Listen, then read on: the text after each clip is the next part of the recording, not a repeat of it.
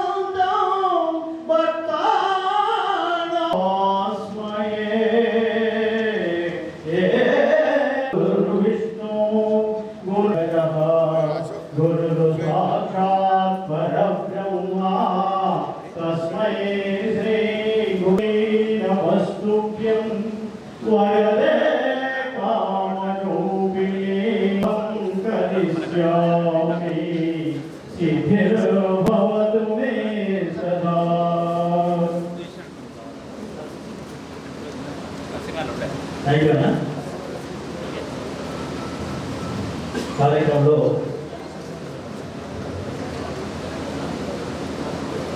మన కుల బంధువులందరికీ పేరు పేరున మరొకసారి కరీంనగర్లో సంఘం ఏర్పడినప్పటికీ ఆ జిల్లా బొమ్మ వెంకన్న గారు వారు పెద్ద దిక్కుగా ఉండి కరీంనగర్లో బొమ్మకల్లో ముఖ్య అతిథిగా విచ్చేసినటువంటి గౌరవ పెద్దలు పూజ్యులు మన కుల బాంధవులు కురుమల శ్రీనివాస్ గారు గుగిల రమేష్ గారు అందరికీ మనం చెప్పడం జరిగింది. కొద్దిసేపట్లో వారు కూడా ఈ కార్యక్రమం పాల్పంచుకోవడానికి ఆశ కూడా కొద్దిసేపట్లో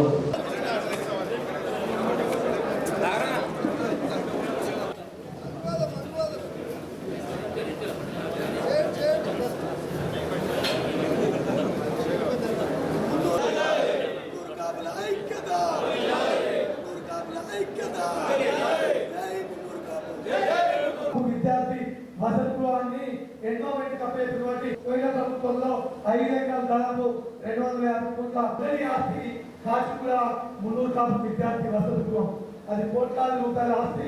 దాంతో పాటు మొన్ననే మరి ఎంతో గొప్పగా ఉమ్మడి ఆంధ్రప్రదేశ్ కానీ ఇవాళ తెలంగాణలో ఉన్న ఇతరులు ఈ జిల్లా నుంచి స్టార్ట్ చేస్తారు.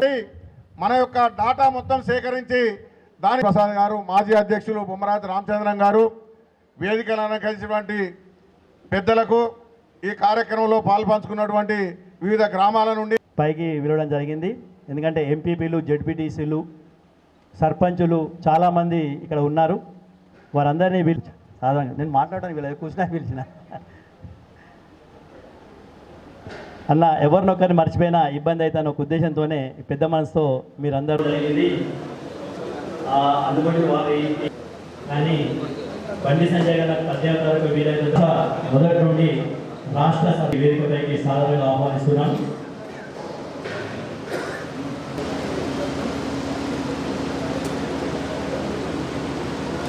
ఇన్ఛార్జ్ శ్రీ బొల్లం లింగమూర్తి గారు చొప్పదండి నియోజకవర్గ ఇన్ఛార్జ్ గారు, అలాగే కరీంనగర్ కాన్స్టిట్యున్సీ పరిచయం చేస్తా.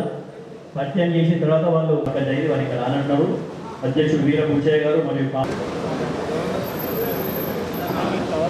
పైకి రావాల్సిందిగా కోరుతున్నాము. అలాగే చొప్పాయి నియోజకవర్గ ఇన్ఛార్జి శ్రీ మఠం ఈ కరీంనగర్ జిల్లాలో ఉన్న హుజరాబాద్ చూస్తున్నాం. అలాగే మన జిల్లా కర్ర రాజశేఖర్ గారిని వేదికపైకి